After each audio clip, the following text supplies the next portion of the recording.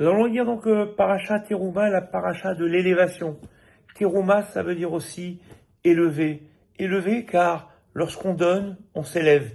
Lorsqu'on donne, lorsqu'on participe à un projet commun, on grandit et on fait grandir les autres.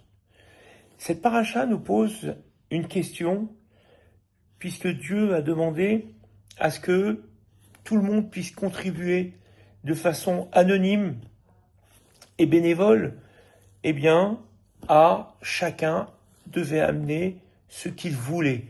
Kol Asher Idebenu Libo, à savoir tout ce que chacun a voulu amener.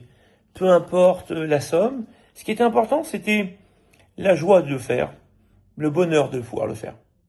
La question qui se pose, c'est que lorsque nous allons terminer toutes ces parachiotes, où Moshe va devoir établir un rapport financier de son action, on va nous dire Ve'amelacha aita dayam veoter. La melacha, le travail a été suffisant, veoter, et il en est resté. Donc on a récolté plus, c'est quand même une belle opération, puisque nous avons récolté plus que ce que nous avions besoin. On peut se dire que c'est formidable, les Juifs ont répondu présent à ce très grand projet, celle de la réception de la maison divine sur terre. Mais ça pose quand même une question. Comment est-ce possible qu'il soit resté de l'argent en plus?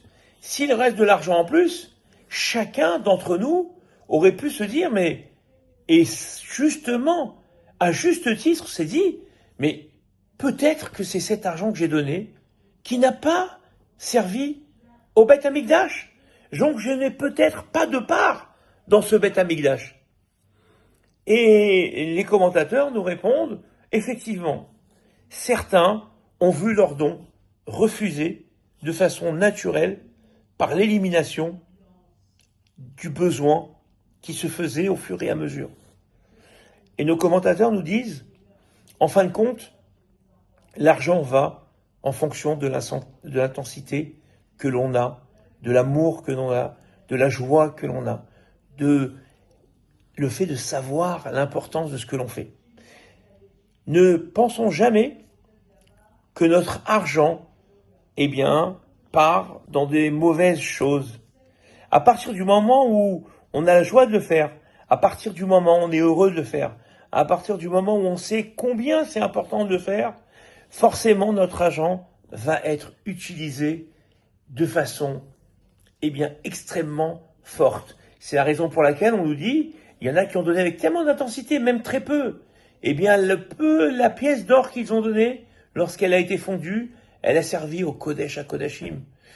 D'autres qui ont donné un peu moins, ça a servi aux ornements. D'autres qui ont donné encore un peu moins, avec un petit peu de difficulté. Ça a servi simplement à recouvrir les Adanim, à recouvrir certaines choses. Et donc, en fin de compte, c'est ça la force du don. La force du don, c'est pas l'importance du don, c'est pas la somme que l'on donne, mais c'est bien le cœur que l'on donne. Asher idebenu libo. Dieu nous demande de donner notre cœur, que ça soit dans le don de la tzedaka, que ça soit dans nos prières, que ça soit dans nos actions, que ça soit dans l'amour qu'on a pour notre prochain. C'est avant tout pas un arrangement, pas des bons jours de circonstances, mais une volonté sincère de se rapprocher de l'autre, une volonté sincère de vouloir participer à un projet. C'est le cœur. Torah, liba, bae. La Torah nécessite le cœur. Alors continuons avec notre cœur de donner, de participer, et Dieu fera le reste pour nous. Toujours là où on en aura besoin le plus. Donc, il ne faut pas se soucier de ce qu'on fait avec notre argent. Lorsqu'on le donne avec cœur, il sera forcément bien utilisé.